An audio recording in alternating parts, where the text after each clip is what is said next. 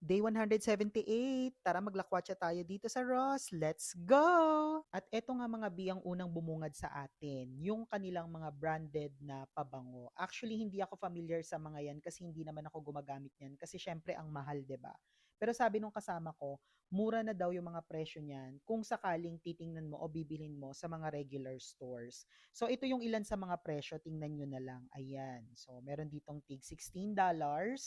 Tapos meron din ditong mga tig 20, tas ito medyo pricey siya, siguro dahil dun sa brand niya mismo. Meron din pala sila dito mga kung anik-anik para sa mga merlat kagaya ng skincare, makeup, etc. Actually hindi ko lang siya masyadong nalibot, pero sa dami ng products na yan, nakaayos siya according sa kung ano yung function. So madali din namang hanapin. Bukod nga pala doon ay meron din sila dito mga gadgets na naka-sale kagaya nitong Bluetooth headset na ito or earpods.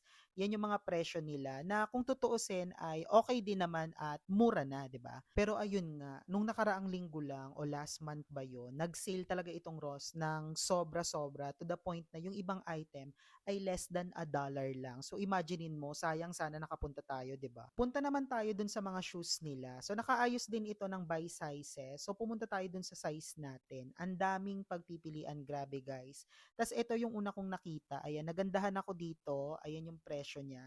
Tapos meron din ako nakitang ganito, o 'di ba, branded talaga. Tapos bago pa, yan yung presyo niya. Pero sa lahat ng nakita ko, ito yung pinakagusto ko kasi pinakamura din siya. Tapos gusto ko yung itsura niya. Ayan. So, sana mabili natin yan soon. Charing. Pero yun nga, bet ko talaga yan.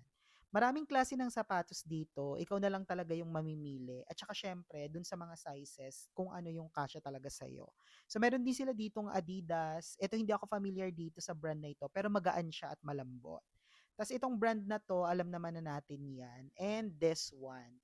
So actually, lahat ng mga sapatos dito, ang gaganda, tsaka bago pa. Kaya naintindihan ko kung bakit marami yung pumupunta talaga dito. Tulad sa TJ Maxx, nakaayos din dito sa Ross by sizes yung kanilang mga damit. Actually, maraming magagandang damit dito. Pero pansin ko lang, maraming mas murang damit doon sa TJ Maxx kumpara dito sa Ross. So siguro kasi nag-sale sila nung nakaraan. So nakuha na yung mga items talaga na mga magaganda. Pero halos lahat ng mga items nila ng Ross at saka ng TJ Maxx ay halos pare-parehas lamang. May mga branded which is expect mo na may kamahalan ng konti. Tapos meron din naman na mura talaga at pasok talaga sa budget. Pero yun nga, hindi na tayo bumili niyan kasi marami na tayo masyadong damit. Pinakita ko lang talaga sa inyo yung mga damit na meron sila. Meron din sila pala dito mga pang kids. Ayan, so bahala na kayong mamili kung ano yung gusto ninyo. At hindi rin nagpahuli guys, yung mga damit naman para sa ating mga fur babies o yung mga aso at pusa natin, meron din silang item dito. O 'di ba? Ito nagustuhan ko to, 'di ba? Very summery. Ayan, bunny-bunny yung style niya. So yung presyo niya is $9 plus tax. Sabi ko nga bibilan ko yung aso namin sa Pilipinas nito. Ito parang pang-office siya, 'di ba?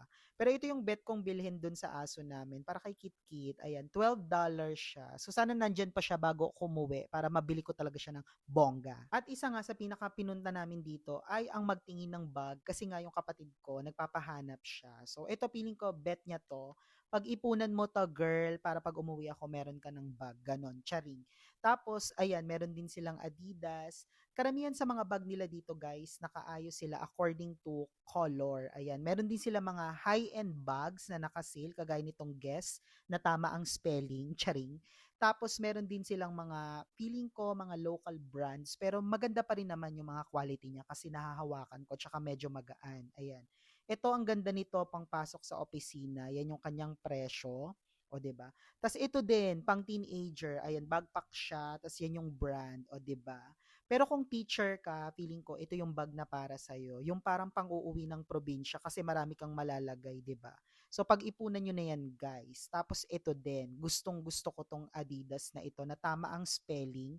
Dalawa na lang yung kulay. So kung gusto nyo, PM is the key, pasabay, charing, ganon. Kung pang decorations naman ang hanap mo, meron din sila dito niyan. So marami kaming nakita dito na mga pang-anik-anik sa bahay. Actually, hindi ko masasabi kung mura o mahal ba yung presyo ng mga paintings nila dito or mga decorations. Kasi feeling ko, depende sa taste, depende rin sa size at quality yung mga may kita mo dito. So may mura at merong mahal. Sa mga oras na yan, binubusog na lang talaga namin yung aming mga mata sa kung ano-ano mga items na meron sila dito. At masasabi ko na katulad ng TJ Maxx ay halos kompleto sila sa kung ano yung kailangan mo. Meron din pala sila ditong kape, biskwit, chocolate, at marami pang mga kutkutin.